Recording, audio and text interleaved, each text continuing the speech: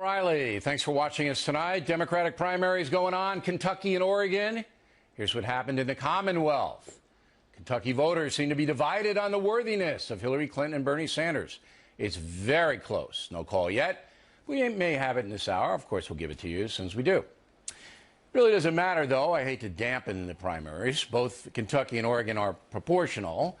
So both Clinton and Sanders will pick up some delegates, but not enough to change anything. Hillary Clinton will be the nominee for the Democrats, barring an indictment in the email investigation. But Secretary Clinton must be annoyed that Sanders is still hanging around, with absolutely no chance of getting enough delegates to win. The continuing campaign drains Clinton's money and energy.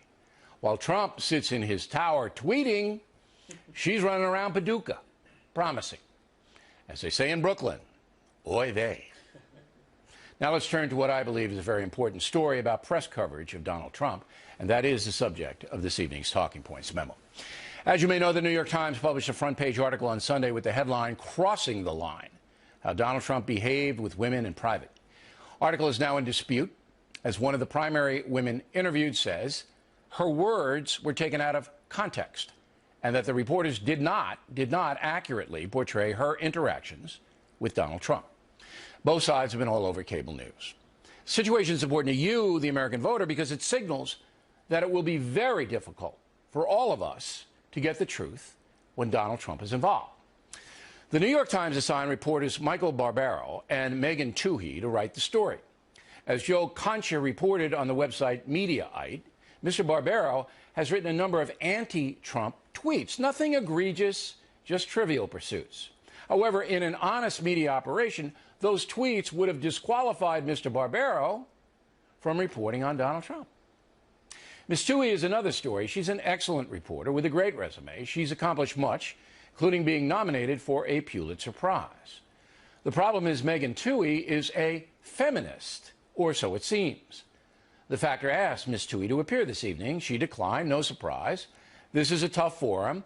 She and Mr. Barbaro did appear on other cable outlets friendly to liberal points of view. Now, the reason I even mention feminism in connection with reporting on Donald Trump is that his resume goes against that ideology. For example, Mr. Trump, as we all know, ran beauty contests. He referred to women as Trump girls and has been flamboyant in his interactions with the opposite sex. We asked Ms. Twohey if she herself is a feminist, both on the phone and in writing. She declined to answer in both cases. But here's what she said about the Trump article yesterday. I think that there were some themes that emerged. There were, some of the accounts with regards to unwelcome romantic advances, this unending commentary on the female form, this sort of shrewd exploitation of ambitious women. We can sit here and sort of analyze, what we think of Donald Trump, but, what we wanted to do with this piece was to really give the women their voices and what their experiences has been. And, it's a complicated story. It is a complicated story, and one that needs to be examined by reporters with no agenda. Let's put it another way. Would you assign a person who escaped from Castro's Cuba to report on Bernie Sanders? Would that be fair? To put a person who obviously despises socialism in a position to gather information about the socialist senator? No, it would not be fair. So why then would an editor allow a feminist to report on Donald Trump? By the way, being a feminist can be a very good thing. That political position has led to many positive changes for American women. So there's no denigration in my analysis for you left-wing loons. It all comes back to being fair and giving you, the American voter, an unbiased look at the presidential candidates. The fundamental problem is, in the national media, there are very few non-liberal people even working there.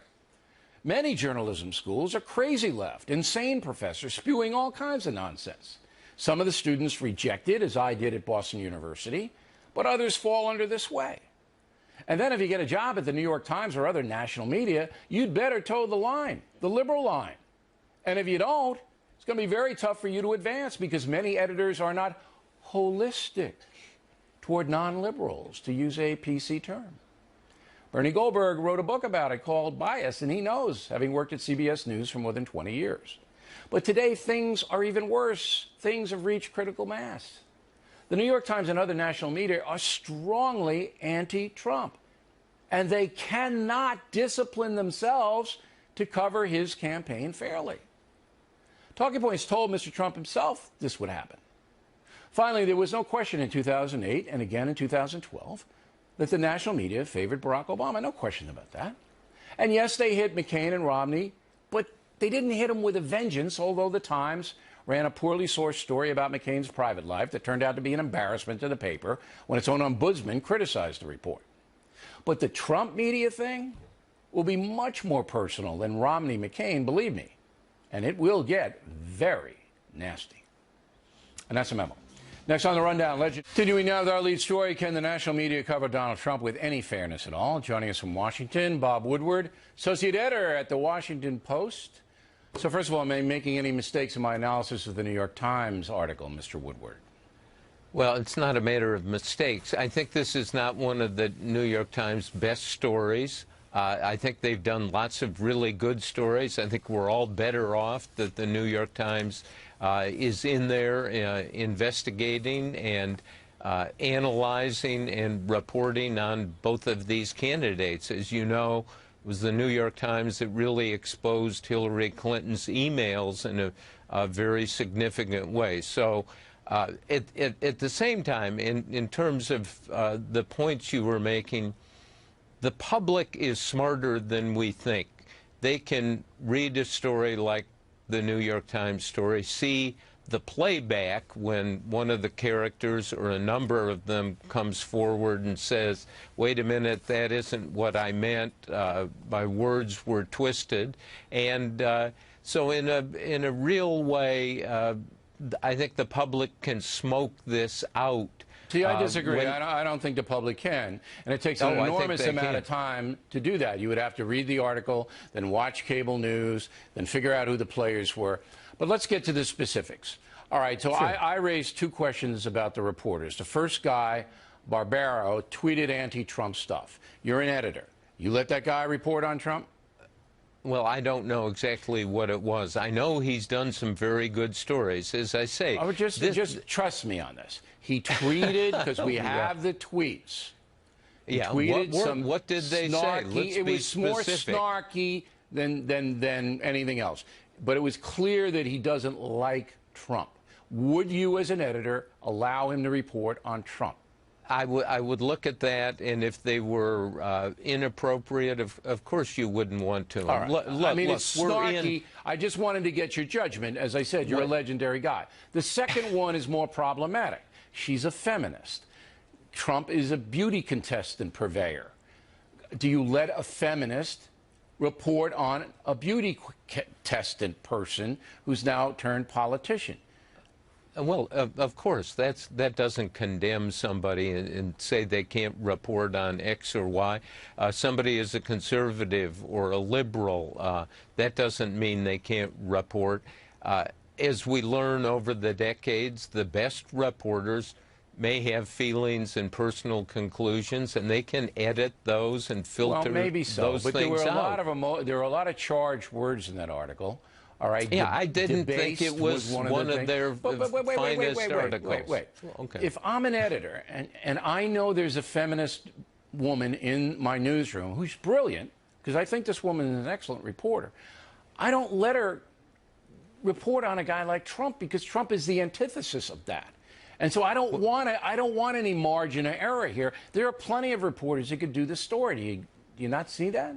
Yeah, look, I really disagree. All right. They're feminists on the left and the right, as you know, and somebody can put their personal feelings and conclusions in their back pocket and keep them there. I guess it's possible. This story I haven't seen it much, but I guess it's possible. Okay, but it can happen, and the smartest, most careful, most experienced reporters know that. Okay, but now, it wasn't done what in this you're case. on to, if I may say this, I think there is an anti-Trump climate in the news business. I think there also is an anti-Hillary Clinton climate. Not as extensive, though, and not as personal. So let's get to you, the Washington Post, because you made headlines about a week ago with saying you're going to have a squad of guys and gals going out to look at Trump, and I'm sure you'll do the same with Hillary Clinton. Both candidates have a lot that people would like to know. So there were the articles. But I got to say, you know, I've read the Post editorials that Washington Post despises Donald Trump on the editorial page. They despise the man. So it's going to be very tough for you guys to be fair.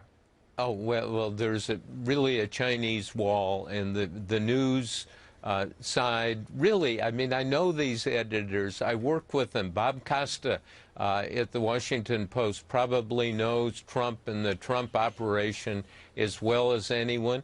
He can be tough, but he's fair. 6 weeks ago, Costa and I interviewed Trump, and you know, this guy Costa is 30 years old, and he has absorbed so much. He's tough-minded, but and this is the quality which I think is often missing.